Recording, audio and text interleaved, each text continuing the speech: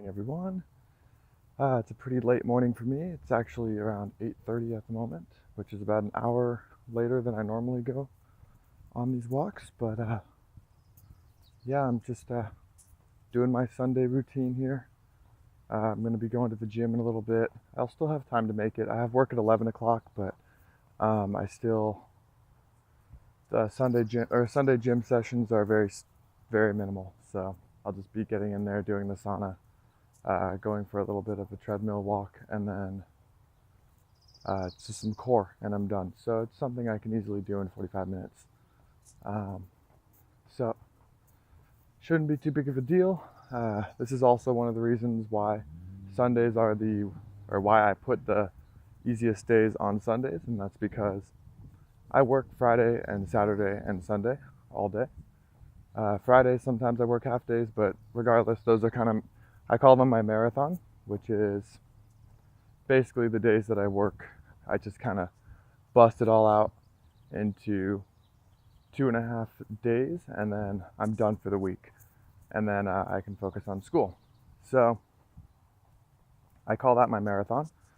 And the reason I do the weakest days on Sundays is usually I'm pretty tired after a double on Saturday, especially depending on how busy it is.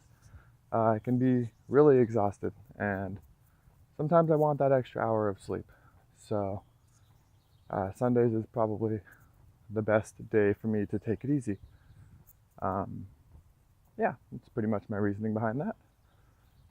So yeah, I'm on my walk here. Nobody comes with me on the weekends usually. I just kind of keep it to myself and go solo.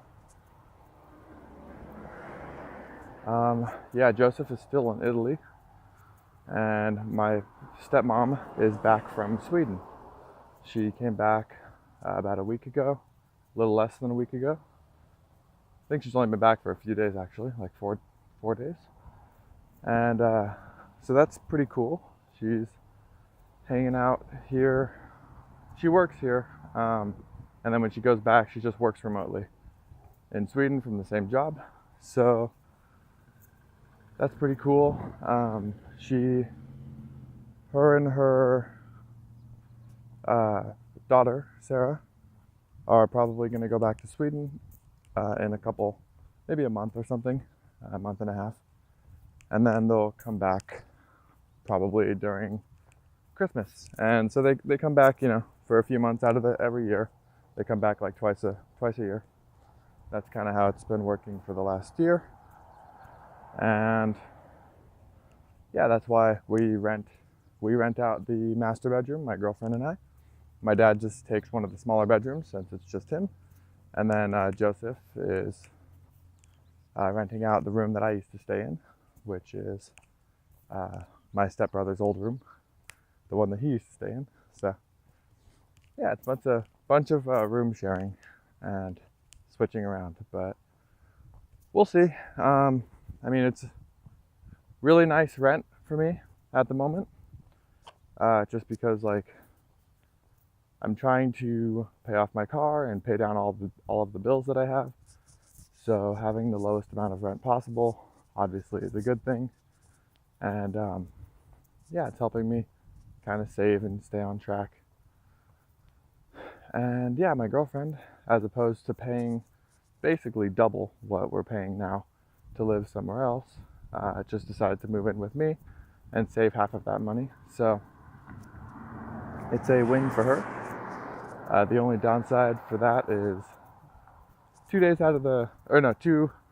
to 3 months out of the year, when she goes back to China, she will still pay rent. So it's kind of unfair because she could probably sublease her apartment out somewhere. But the way I see it is, by moving in with me, she's still saving like half the amount that she would normally spend on that apartment for like 9 or 10 months out of the year. So if she has to pay, that smaller rate for 3 months when she's not here, she's still saving a lot when you look at the big picture. So that's kind of how I look at it.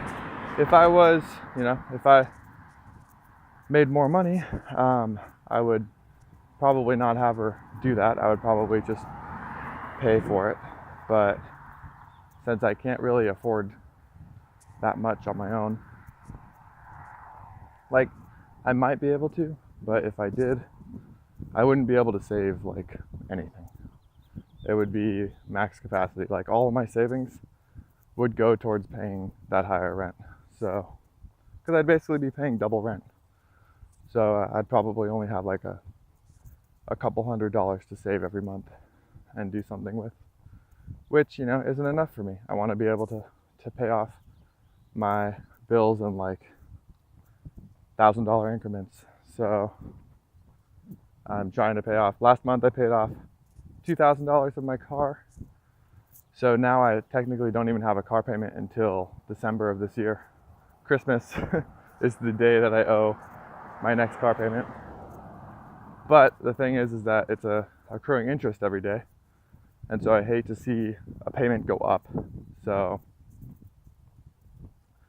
I'm just trying to pay that off as much as possible, especially since it's the only thing that's incurring debt, like incurring interest. I have money on a credit card, but it's on a 15-month 0% interest, and I'm only on about month 9. So I figure pay off my car and then take my car payments that used to be a $360 payment a month, and put that plus everything I'm saving into paying off my credit cards.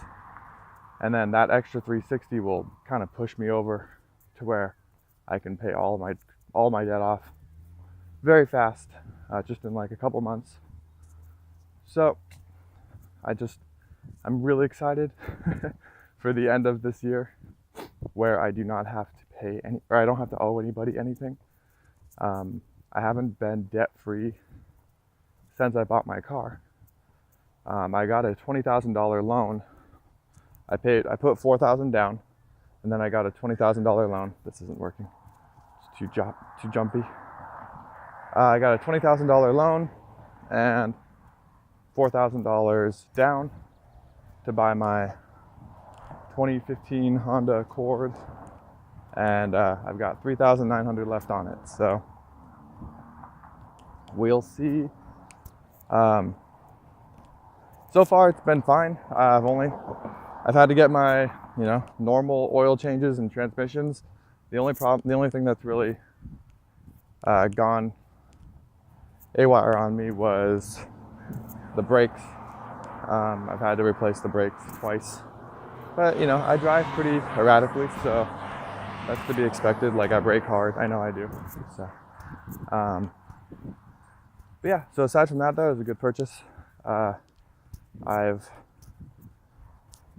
had any issues with it. It's a reliable car, and it's way better than the overheating 2002 Saturn that I had before it. So that added stress, and getting rid of that car was good. I only got it for $500, so it was kind of a crappy car, but it was a great starter. So got me from point A to point B for the majority of my ownership, and then when it was time to go, I had saved up enough money from working to be able to get a pretty hefty down payment. So it all worked out.